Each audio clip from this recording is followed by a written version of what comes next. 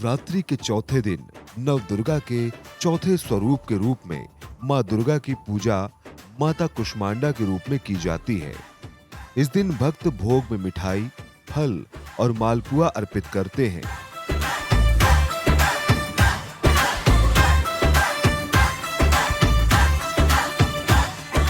मान्यता है कि माँ कुष्मांडा की पूजा से सभी मनोकामनाएं पूरी होती हैं। माँ कुष्मांडा 8 भुजाओं वाली दिव्य शक्ति हैं, इसलिए इन्हें अष्टभुजा देवी भी कहा जाता है। माँ का नाम कुष्मांडा क्यों पड़ा? ऐसी मान्यता है कि उन्होंने अपनी हल्की मुस्कान से ब्रह्मांड बनाया था, इसलिए उन्हें कुष्मांडा देवी कहा जाता है। सृष्टि के आरंभ में अंधकार था, जिसे माँ ने अपनी हंसी से दूर किया। कुष्मांडा देवी में सूर्य की गर्मी सहने की शक्ति है, इसलिए उनकी पूजा करने से भक्तों को शक्ति और ऊर्जा मिलती है।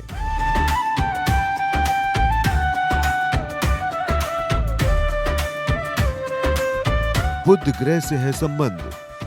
ज्योतिष में मां कुष्मांडा का संबंध बुध ग्रह से है, इसलिए माता का ये रूप बुद्धि का वरदान देती है। मान्यता है कि इस दिन मां दुर्गा के इस रूप की पूजा करने से बुध ग्रह कंट्रोल होता है। मां कुष्मांडा का भोग। मां कुष्मांडा की पूजा में विशेष रूप से पीले रंग का केसर वाला पेठा चढ़ाना शुभ माना जाता है। कुछ लोग इस अवसर पर सफेद पेठे का फल भी चढ़ाते हैं। इसके अलावा मालपुआ और बताशे भी मां कुष्मांडा को भोग के रूप में अर्पित किए जाते हैं। मां कुष्मांडा की पूजा विधि।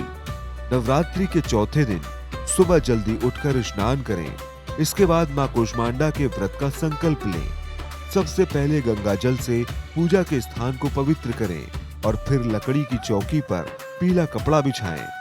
उस पर मां की प्रतिमा स्थापित करें और मां कुष्मांडा का ध्यान करें। पूजा में पीले वस्त्र, फूल, फल, मिठाई, धूप, दीप, नैवेद्य और अक्षत अर्पित करें। सारी सामग्री अर्पित करने के बाद मां की आरती करें और भोग लगाएं। अंत में क्षमा याचना करें और ध्यान लगाकर दुर्गा सप्तशती और दुर्गा चालीसा का पाठ करें।